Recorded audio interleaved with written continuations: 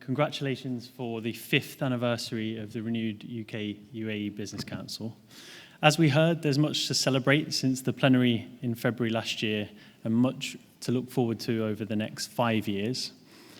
I took up my position of Director for Business and Trade here at the British Embassy in April, and my aim is simple.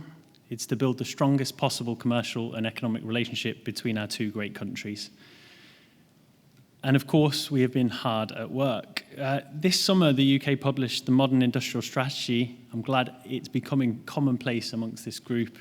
This is a 10-year blueprint which sets out the blueprint for driving economic growth across the UK, including through increased investment. And alongside our trade strategy, it reaffirms our long-term commitment to promoting free and fair trade. We know that we can't deliver an industrial strategy in a global marketplace within a vacuum, and so our goals can only be reached by working with international partners.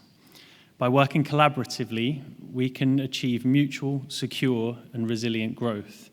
And the UK's industrial strategy focuses on 8 sectors, many of which have been highlighted today already as shared UAE-UK strengths. So those are financial services, digital and tech, including, of course, artificial intelligence, advanced manufacturing, clean energy, creative industries, defense, life sciences, and professional and business services in its own category. You'll recognize that these are very much part and overlap with the UAE's vision outlined in We the UAE 2031, particularly when you look at the forward economy, the forward diplomacy, and the forward ecosystem pillars. So I wanted to take some time to outline a few number ones and record-breaking stats that give a flavor for the strong baseline from which we can build. First of which is that the UK-UAE trade continues to go from strength to strength. In fact, last year was our exports hit a record high to the UAE. That's £15.5 billion of UK goods, UK services, tech, and innovation making its way here. And the UAE is, in fact, the number 1 importer of British goods and services in the Gulf. The UAE is a trusted investment partner with significant investments in UK clean energy, graphene, ports, logistics, and so much more. And the ambassador mentioned there DP World. My colleagues were there earlier this year looking at firsthand at the £1 billion expansion, which is now underway. So adding electric berths, a second terminal, and making it the UK's largest port. And that is, in fact, quite a neat representation of the bilateral relationship. It's large, it's growing, it's focused on innovating for the future, investing for success, driving forward infrastructure and connectivity, enabling free and open trade, all of the themes we've heard throughout today, and above all, creating economic growth for both sides. And investment there, speaking of both sides, is very much a two-way street. The UK welcomes investment from the UAE, of course, and we also invest here in the Emirates significantly.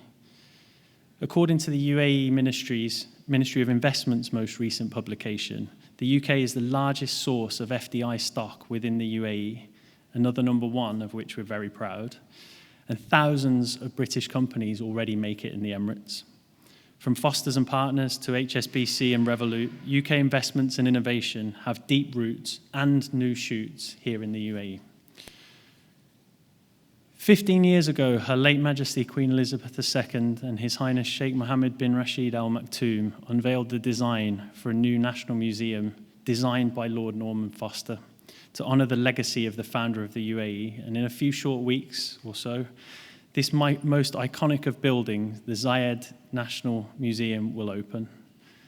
Looking back, HSB traces its history back to 1946, and looking forward, Revolut just received in-principle approval from the Central Bank of the UAE to offer payment services here for consumers. So from a government-to-government perspective, we're working hard behind the scenes to ensure it's easier for businesses to do business. As the ambassador mentioned just moments ago, yesterday our trade minister was in Kuwait, where he was an honoured guest at the GCC Trade Ministerial meeting. He met His Excellency Abdullah bin Tuq Al Mari and GCC counterparts to discuss the UK-GCC trade deal, which he's described as very close. It's clear that there's momentum behind it, there's ambition for all parties to get a deal over the line, and there are just a few areas that need clarification. Ultimately, we're optimistic that we will be able to reach a finalised agreement soon. And when concluded, that FTA will open up significant new opportunities for businesses from both sides. Following UK deals with India, the US, and the EU, our economy is rightly seen as a stable and reliable partner in a world of trade uncertainty and geopolitical volatility. And this UK GCC FTA presents us with an opportunity to create a framework for sustained growth and a long-term economic partnership.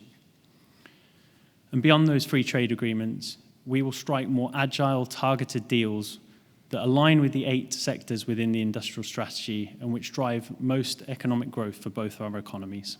So that means working with our closest partners around the world, of which the UAE is of course one, in areas of mutual strategic importance for mutual economic benefit. So I look forward to the next 5 years working with the UK-UAE Business Council and look forward to your ideas on how together we can deliver the strongest possible commercial and economic relationship between our two great nations. Thank you.